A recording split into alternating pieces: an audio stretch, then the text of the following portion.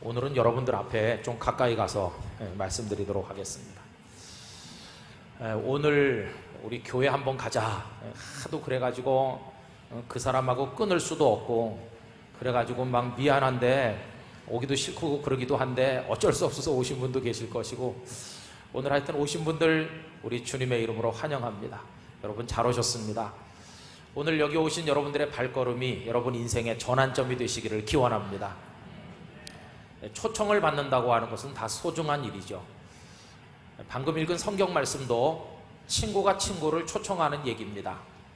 빌립이라는 사람이 있었는데요, 이 사람이 예수님을 만났습니다. 그리고 예수님의 말씀을 듣고 예수님의 제자가 되니까 너무나 행복했습니다. 그래서 이 행복을 혼자만 누릴 수가 없다고 생각을 하고 아주 가까운 친구 나다나엘이라는 사람에게 이 행복을 이야기하게 됐습니다. 그리고 거기 읽은 성경 말씀에 보면 모세가 율법에 기록하였고 여러 선지자들이 기록한 그 일을 우리가 만났으니 요셉의 아들 나사렛 예수다, 이렇게 얘기를 해줬습니다. 거기 모세가 율법에 기록했고 또 여러 선지자들이 기록한 그이라고 하는 그 표현은 쉽게 말하면 이스라엘 사람들이 오랫동안 기다리던 메시아를 말합니다. 야, 내가 메시아를 만났다. 그런데 그분이 나사렛 출신 예수님이란 분이었다, 이렇게 얘기하는 거죠. 그러면 이 나다나엘이 말이죠, 아주 굉장히 큰 관심을 보이면서 그러냐고, 나도 한번 가보자고 그럴 줄 알았는데 이 나다나엘의 반응이 영 신통치 않습니다. 뭐라고 그러냐면은 나사렛에서 무슨 선한 것이 나겠느냐 이러면서 별 반응이 없어요. 여러분, 이 친구가 왜 반응이 없을까요? 두 가지 이유를 얘기할 수 있는데, 하나는 이 나사렛이라는 동네가 저 시골 벽촌이거든요. 저 시골 구석에서 무슨 대단한 인물이 배출되겠나 별로 기대를 안 하는 겁니다. 또 한 가지 이유는 이스라엘 사람들은 오랫동안 메시아를 기다리면서 다윗 왕의 핏줄을 받은 후손으로 베들레헴 출신일 거라고 믿어왔거든요. 그런데 나다나엘이 들어보니까 베들레헴 출신이 아니고 나사렛 출신이라고 하니까 에이, 이거는 아니다, 이렇게 생각한 겁니다. 그러나 여러분, 우리가 아는 대로요, 예수님은 사실은 베들레헴 출신이시죠. 베들레헴에서 탄생하셨거든요. 그래서 지금도 크리스마스가 되면 전 세계 순례자들이 이 베들레헴에 모이는 거 여러분 뉴스에서 들으셨을 거예요. 그런데 이 빌립은요, 예수님이 베들레헴에서 나셨지만 이 나사렛으로 이사를 와가지고 성장하셨다는 걸 까맣게 모르다 보니까 친구에게 그 얘기를 못 해준 거죠. 그래서 그냥 나사렛 출신이라고 말해준 것이죠. 그런 이 나다나엘이 별로 반응이 신통치 않았습니다. 자, 그러면 이때 이 빌립이 나다나엘에게 어떻게 했습니까? 억지로 말이죠, 예수님이 누군지 들어보라고 그러면서 장황하게 길게 얘기했느냐? 그렇지 않습니다. 아주 간단하게 한마디를 했는데, 오늘 읽은 말씀에 보니까 와 보라, 이렇게 말했습니다. 지나간 주간, 지지난 주간에 우리 교우님들께서 여러분들에게 와서 보십시오, 이렇게 간곡하게 말씀드렸을 거예요. 이거 초청하는 겁니다.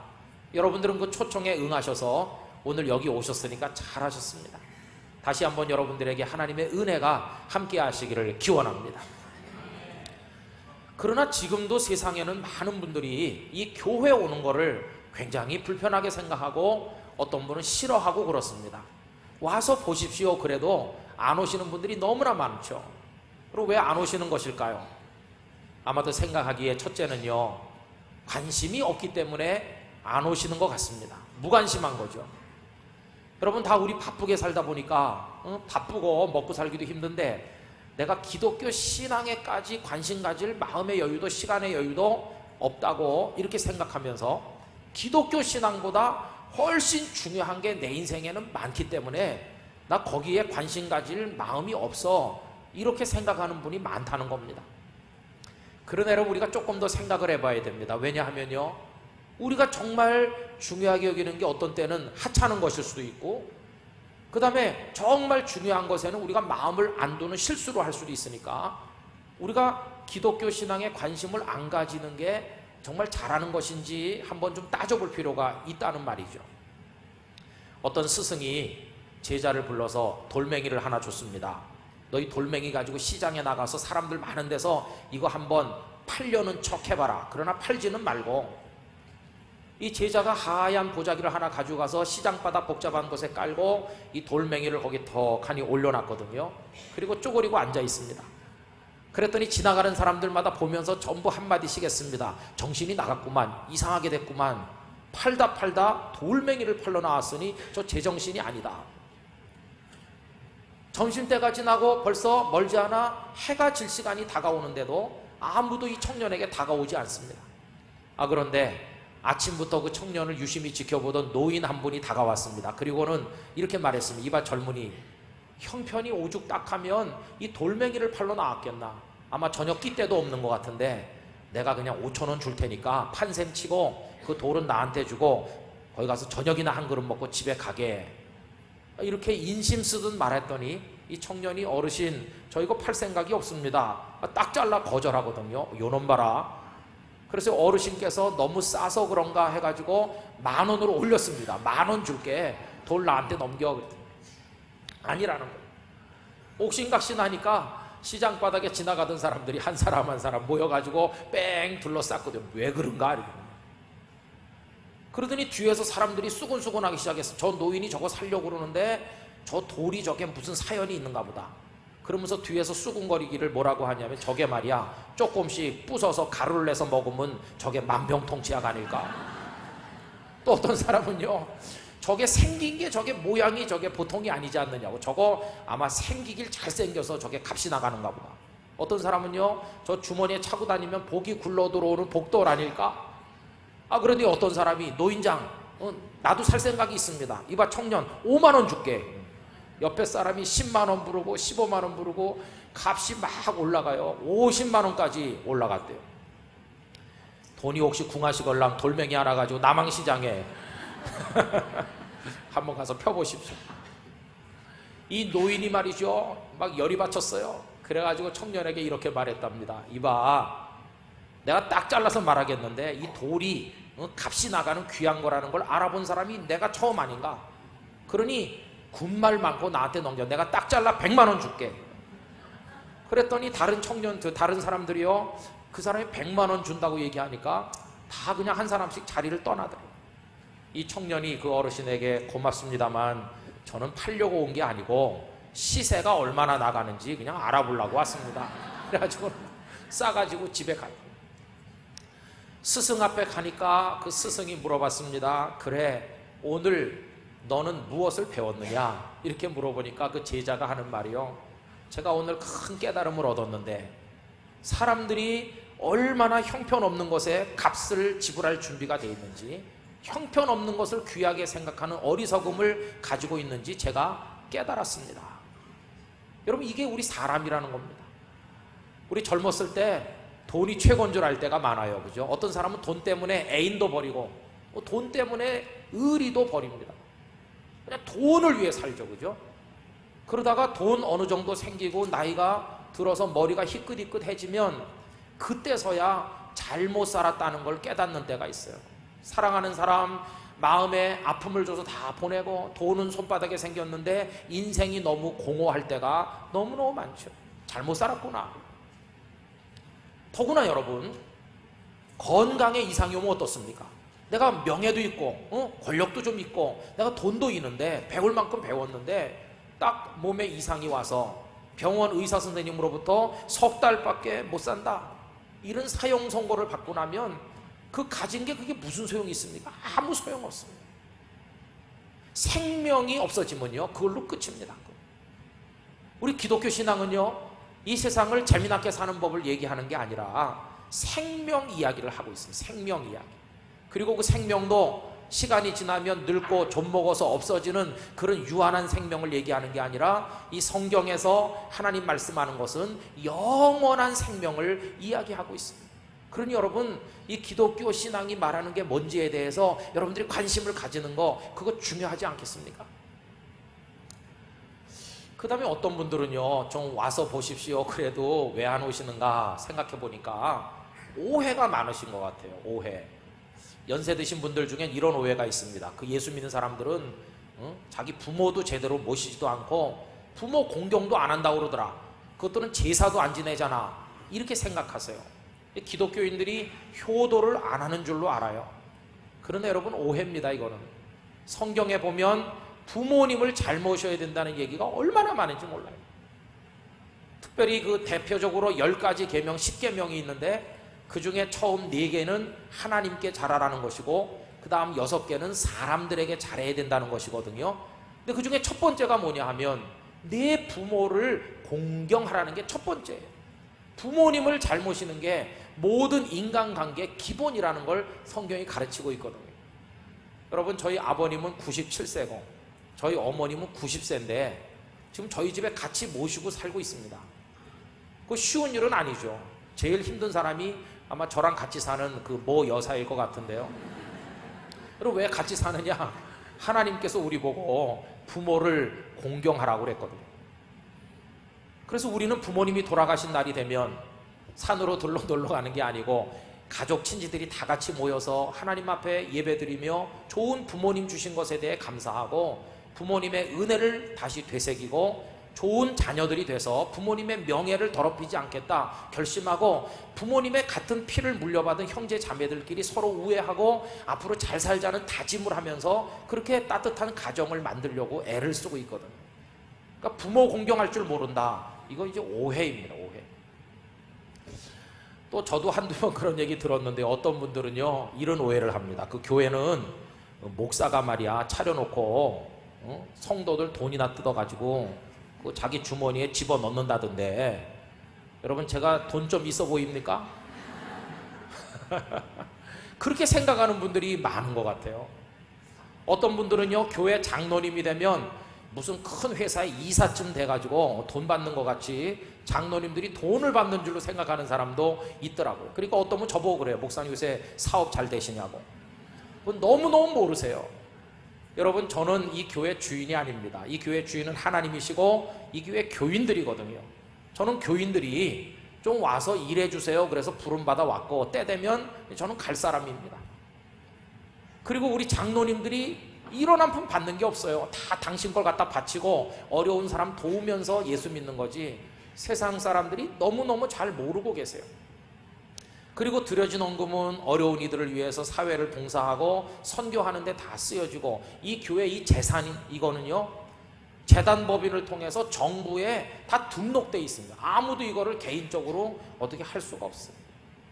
근데 그런 오해 때문에 교회 안 온다 그런 분들도 있는 것 같아요. 또 그런가 하면 어떤 분들은요 이런 오해가 있습니다. 그 기독교는 외국에서 들어온 외래 종교라고. 그럼 여러분, 불교는 뭐 우리가 만들었습니까? 그것도 다 중국을 통해서 삼국시대 때 들어왔죠. 또 유교도 고려 후기부터 해가지고 조선시대를 통해 중국을 통해 다 들어온 다른 데서 들어왔는데 이제 오래되다 보니까 토착화돼서 익숙한 것 뿐이지 다 우리 게 아닙니다. 기독교가 언제 우리 땅에 처음 들어왔느냐? 뭐 다른 얘기 할 것 없이 우리 개신교 얘기만 하면 127년 전에 1884년 알렌이라는 미국인 의사 선교사가 처음 와서 고종 황제 또 명성 황후를 치료하면서 일을 시작했거든요. 그 이후로 많은 선교사들이 왔는데 선교사들이 우리나라에 뭐 하나 가져간 게 없습니다. 다 가져다 여기다 뿌려놓고 여기다 심었습니다. 그래서 많은 학교들을 세웠는데 연세대학교, 이화여자대학교 같은 유수의 대학들을 세웠고 병원을 세워서 우리 조선 사람들을 치료했는데 세브란스 병원이나 전주 예수병원 같이 역사가 오래된 병원들 다 그 선교사들이 세웠어요. 그리고 아들, 손자, 증손자 여기서 뼈를 묻고 여기서 한국 사람보다 한국을 더 사랑하고 그랬어요. 그 이후에 우리 한국인 크리스찬들도요 이 조국을 위해서 이 기독교가 민족 기독교가 되기 위해서 정말 헌신했습니다.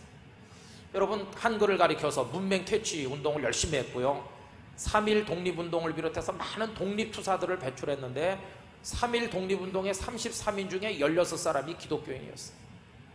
그 다음에 일본에 진 빚을 갚고 나라를 일으키자고 해서 국제보상운동, 물산장려운동 이런 걸 했는데 그 중심에 많은 우국지사들이 있습니다. 독립신문을 만들었던 서재필 선생님, 윤치호, 남궁옥 같은 분들, 월남 이상재 선생님, 백범 김구, 도산 안창호, 이승만, 조만식 선생 이런 분들이 다 교회 집사님이든지 장로님이든지 목사님이든지 그랬어요. 그 이후에도 보면 우리 기독교가 고아들, 어려운 분들을 얼마나 많이 품고 있는지 여러분 아십니까? 가까운 예를 들면 2007년에 태안반도에 기름이 유출돼 가지고 서해안이 다 이렇게 오염됐을 때 많은 국민들이 가서 그 기름때를 닦기 위해서 최선을 다했잖아요. 그때 행정자치부가 낸 보고서를 보면요, 기독교인들이 다른 종교보다 6배 내지 9배 많이 왔다고 보고서에 나와 있어요. 그 이후에 신문에 보도 안 되는 1년 2년 지난 다음에도 교회는 계속해서 거기 가서 기름을 닦았어요. 여러분, 기독교가 외국에서 돌아와서 우리랑 아무 상관이 없다는 생각은 잘못된 생각입니다. 이 조국을 위해서, 이 민족을 위해서 헌신하고 지역에 봉사하는 교회가 되려고 노력하고 있는 게 우리의 현실입니다. 그런 여러 가지 오해들은 이제 하나씩 하나씩 우리가 알게 되면 다 없어질 거라고 생각합니다. 그런가 하면 어떤 분들은요, 좀 와서 보십시오 그러면 뭐라 그러냐면은, 아휴, 아직도 뭐 내가 인생이 창창한데 시간이 좀 더 지난다면 한 10년, 한 20년 있다가 와서 내가 예수 믿겠다 그렇게 말씀하는 분도 있거든요. 이게 이제 위험한 생각입니다. 여러분, 우리에게는 기본적으로 3가지 차원의 시간이 있습니다. 하나는 달력상의 시간이 있는데 그 캘린더상의 소위 우주적 시간이죠. 그래서 이거는 우리 뜻하고는 아무 상관이 없습니다. 그냥 지구가 한 바퀴 돌면 하루가 지나는 거고 태양 주변을 돌면 1년이 지나는 건데, 이건 내가 뭐 해가 뜨지 말라고 그런다고 안 뜨고 해가 빨리 지라고 그런다고 지고 그런 게 아니에요. 이건 우리 의사와 상관없이 움직여 나가는, 나랑은 상관없이 존재하는 그런 시간이 하나 있습니다. 또 한 가지 시간은요, 소위 생물학적 시간이라고 하는 것인데, 모든 생명체에게 다 부여된, 입력된 시간이 있습니다. 때가 되면 제비는 강남에 가고 기러기도 날아가고 연어는 올라와서 알을 낳고, 이게 다 생명 스케줄에 따라서 돌아가는 거거든요. 우리 사람도 그런 걸 가지고 태어났습니다. 갓난아기가 어린애가 되고 어린애가 커서 이제 청년, 그리고 이제 어른이 되는데 언제까지 자라다 그 다음부터 안 자라고 오히려 나중에는 주름살이 생기고 늙어가지고 이렇게 되잖아요. 이게 우리 다 같이 가지고 있는 7, 80년의 이 생명, 모든 생명이 가진 생물학적 시간이 있어요. 이 시간을 가리켜서 우리는 흔히 4시간이라고 그래요. 난 한 80년 살도록 4시간을 가지고 있다. 근데 여러분, 엄격하게 말하면요, 그것도 사실은 4시간이 아닙니다. 내 맘대로 못하기 때문에 4시간이 아닙니다. 3번째 시간이 있거든요. 그게 소위 하나님의 시간이라고 하는 건데, 예를 들면 이렇습니다. 여러분들이 이 세상에 태어날 시간을 여러분 스스로가 정하셨나요? 나는 뭐 1960년도 몇 월 며칠 날 부산 영도에서 나고 싶다 그랬습니까? 우리랑 아무 상관이 없이 정해진 겁니다. 만약에 내가 결정한다면 누가 가난한 나라에 전쟁이 일어나고 가난할 때 누가 태어나겠습니까? 나는 나라가 부자일 때, 전쟁 없이 평화로울 때 어디서 나겠다, 다 우리가 정했을 텐데 우리 중에 그거 자기가 정한 사람 한 명도 없어요. 또 사랑하며 살든 미워하며 살든지 간에 부부가 돼서 사는데 그 남자 그 여자, 내 남편 내 아내를 나는 언제 어디서 이렇게 만나야지 계획한 대로 만난 사람도 한 사람도 없습니다. 그냥 버스 타고 가다가 우연히 길에 걸어가다가 그냥 억지로 끌려가서 미팅하다가 어떻게 생각지 못한 날 그 사람을 만났고 그 여인을 만나서 부부가 된 거예요. 그리고 여러분, 지금 우리가 앞으로 얼마나 살지 미리 아는 사람이 누가 있습니까? 그래도 내가 한 30년은 더 살지 않을까? 여러분, 엄격하게 말하면 우리에게 주어진 시간은 오늘 지금 이 순간밖에 없습니다. 내일이라는 시간이 있지만 내일이 내 시간이 될지 안 될지는 내일 아침에 내가 눈 떠봐야 아는 거죠. 그게 내일이 내 시간이 아닌 사람도 많아요. 친구하고 약속합니다. 내일 12시에 어디서 만나 그랬지만 그 친구가 그날 밤에 세상을 떠나는 경우가 얼마나 많습니까? 그 장례식장에 가서 울면서 오늘 만나기로 했는데 어젯밤에 가다니, 그게 여러분 우리 인생이에요. 그러니까 소중한 일일수록 10년 후 이렇게 말하는 거는 잘못 말하는 거예요. 여러분, 지금밖에 없으면 지금. 내가 억지로 왔든 어떻게 왔든 오늘 여기 이 영도중앙교회, 이제 이름을 땅끝교회라고 바꾸는데 내 사랑하는 사람들이 다니고 있는 이 교회, 오늘 온 이 순간을 내 인생의 전환점으로 만들고 나도 한번 하나님을 믿어보고 싶다, 여러분, 이런 마음의 결단을 이 시간 가지게 되시기를 바랍니다. 너무너무 중요한 겁니다. 내일은 우리에게 없으니까요. 그러면 하나님을 믿으면 도대체 무슨 축복이 우리에게 생깁니까? 첫째는요, 든든한 하나님 아버지가 생기는 것이죠. 우리 부모님이 우리를 사랑해 주지만 때 되면 다 돌아가시잖아요. 더 이상 우리 얼굴을 파묻고 울 수 있는 가슴이 없습니다. 엄마의 가슴, 아버지의 가슴이 이제는 없어요. 그런데 예수를 믿으면 하나님이라는 아버지가 우리에게 생기는 겁니다. 성경은 하나님이 세상을 창조하셨고 우리를 지어서 세상에 보내셨다고 그러거든요. 우린 다 하나님 아버지로부터 나왔기 때문에 하나님의 아들이고 딸이 됐고, 우리 기독교인들은 하나님을 의지하고 하나님 앞에 기도하고 하나님을 아버지라고 부르며 살고 있는데, 여러분 이 축복을 여러분도 받으시기를 부탁드립니다. 그리고 우리들은요 다 죄인이 됐거든요. 하나님께 효도해서 잘 살아야 되는데 살다 보니 우리들이 이런저런 죄를 많이 지어서 세상에 죄인 아닌 사람이 한 사람도 없습니다. 죄를 지으면 벌을 받잖아요. 오늘 우리가 어떤 벌을 받고 있냐면 인생의 무거운 짐, 이 고통을 짊어지고 사는 벌을 받았습니다. 그래서 많은 사람들이 삶에 찌들려가지고 그 무게에 눌려서 죽을 지경이에요. 고독하기도 하고 외롭기도 하고 아프기도 하고, 그 삶이 너무 힘들어서 눈물을 흘리면서 뜨거운 피눈물을 쏟는 사람이 세상에 얼마나 많은지 몰라요. 다 정도의 차이는 있지만 인생을 제대로 살기가 어려운 이유가 바로 그것 때문이에요. 그러다가 그나마 그 생명이나마 영원히 사느냐? 아닙니다. 때 되면 바람 앞에 폭 꺼져버리는 촛불같이 그 생명의 불꽃이 꺼져요. 이게 우리 인생이에요. 이 고통으로부터 우리 구원을 받아야 돼요. 구원은 어떻게 받습니까? 여러분, 물에 빠진 사람이 헤엄도 못 치는데 발버둥 친다고 나올 수 있는 게 아니고 점점 깊이 빠져들어가죠. 그럴 때 살아날 수 있는 방법은 하나인데, 살려달라고 소리를 질러야 돼요. 도와주세요. 에이, 자존심 상하게 팍 죽고 말지 뭘 살려달라고 그러겠냐. 난 평생 남한테 의지해 본 적 없는데 장렬하게 익사하겠다. 여러분, 이게 지혜로운 마음이 아닙니다. 아무리 권력 있는 정치가도 그때는요 체면이고 보고 내던지고 살려달라고 해야 됩니다. 그 권력이 그를 구해낼 수 없거든요.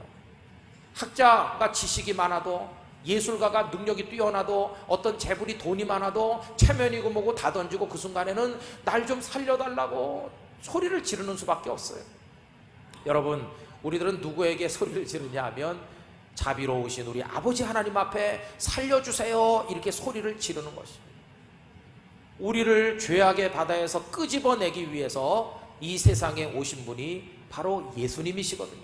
그 예수님이 이 죄악의 바다에 뛰어 들어오셔서 우리를 건져내셔서 용서받게 하시고 하나님의 자녀가 되게 하신다는 것입니다.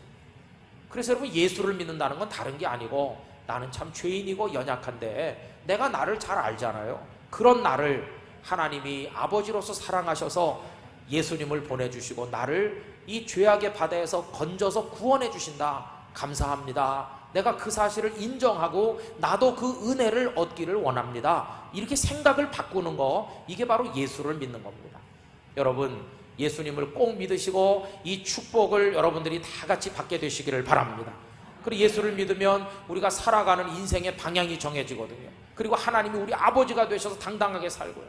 그리고 마지막에 언젠가 이 몸뚱아리의 생명이 끝날 때가 오면 우리들은 영원히 사라져서 없어지는 것이 아니라 저 영원한 생명의 천국에 우리 모두가 들어가서 살게 될 것을 성경이 가르치고 있는 것입니다.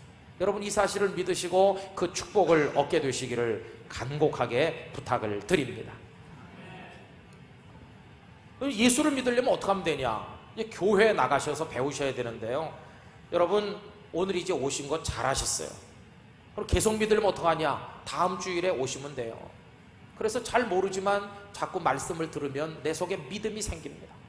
세 번째 오시면 이제 노란 카드를 쓰고 우리 교회 교인으로 정식으로 등록을 하게 되고요. 다음 주에 오시면 원하는 분은 누구나 기독교가 뭔지를 기초부터 배우시도록 도와드리거든요. 우리는 여러분과 다를 게 하나도 없습니다. 그냥 조금 먼저 믿었을 뿐이에요. 저희들이 여러분들을 위해 기도하면서 잘 도와드리도록 그렇게 노력을 하겠습니다. 여러분, 교회 가셔서 배우셔야 되는데 세상에 많은 교회가 있습니다. 우리 교회가 세상에서 제일 좋은 교회라고 말씀드리고 싶진 않습니다.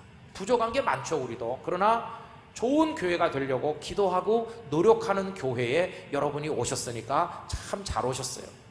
여러분, 그동안 우리 교회는 이 영도에서 영도 중앙교회라는 이름으로 60년을 지냈는데요. 이제는 좀 더 우리의 뜻을 하나님이 기뻐하시는 대로 펼치기 위해서 이름을 땅끝 교회라고 바꾸게 됐어요. 어디 가시거들랑 내가 그 중앙교회 갔다 왔다 이렇게 말씀하지 말고 그 교회 이름 바꿨더라. 기왕이면 선전 좀 잘해 주시기를 바랍니다. 이름을 바꿨어요. 그동안 저희 교회는 이 지역사회에 봉사하려고 여러 가지 나름대로 애를 썼는데요. 아기가 태어나면 나중에 저 천국에까지, 요람에서 천국까지 우리가 도와드려야 된다 이렇게 생각하고, 아기들이 나면 아기 학교를 하고, 그 다음에 좀 크면 어린이집에 가고, 좀 크면 지역 아동센터에 오고, 좀 더 크면 구청과 함께하는 청소년 공부방에 오고, 그 다음에 청소년 문화광장을 통해 또 배우고, 이제 어른이 되고 이제 돈을 벌고 하면 남을 도와야 되니까 우리 화요일마다 급식을 하고, 그리고 또 어르신들을 모신 노인대학을 하고, 몸이 불편한 어른들을 위해서 가정봉사원 파견센터를 하고, 또 요양보호사를 보내드리고, 또 집이 불편한 분들 집을 수리해주는 사랑의 집고치기를 하고, 반찬도 나눠드리고, 목욕봉사도 하고, 임종을 앞둔 분들을 위해서 호스피스 사역도 하고, 외국에서 시집와서 여기서 사는 분들과 함께 한글도 가르치고 다문화센터도 하고 있고, 앞으로 이런 사역들을 점점 많이 펼쳐나가게 될 것입니다. 이제 여기 오셔서 예수를 믿으면 여러분들은 구경하시는 게 아니라 우리와 똑같은 입장에서 그 선한 일을 같이 땀 흘려서 하실 수 있게 되는 것입니다. 여러분, 오늘 결심하시고 하나님의 자녀가 되실 수 있기를 바랍니다. 목사님, 나는요 마음은 있는데 아직 잘 모르겠어요, 이렇게 망설이지 말고 다 결단하면 하나님께서 여러분들을 축복해 주실 줄로 믿습니다. 그래, 저는 소원이 오늘 여기 다녀가신 모든 분들과 우리 교인들이 다 이제 믿음의 동지가 돼서 이 땅에 사는 동안에 선한 일에 힘쓰고 마지막엔 다 영원한 천국에 한 사람의 낙오자도 없이 들어가게 되기를 간절히 소원하고 있습니다. 다시 한번 여러분들의 가정과 삶에 하나님의 축복이 임하시기를 진심으로 축원합니다. 여러분들을 위해 기도해 드리도록 하겠습니다. 하나님 아버지, 오늘 초대받은 분들이 오셨습니다. 이분들이 우연히 온 것처럼 보이지만 하나님의 인도하심이 있기 때문에 오신 줄로 믿습니다. 이분들이 꼭 하나님의 자녀가 되게 해주세요. 예수님을 잘 믿는 분들이 되게 해주셔서 하나님이 주시는 구원의 축복, 생명의 축복을 받게 하여 주옵소서. 우리들은 이분들을 위해 기도하면서 함께 험한 세상을 잘 살고 믿음으로 영원한 천국의 백성 꼭 되게 하여 주옵소서. 예수님의 이름으로 기도드리옵나이다. 아멘.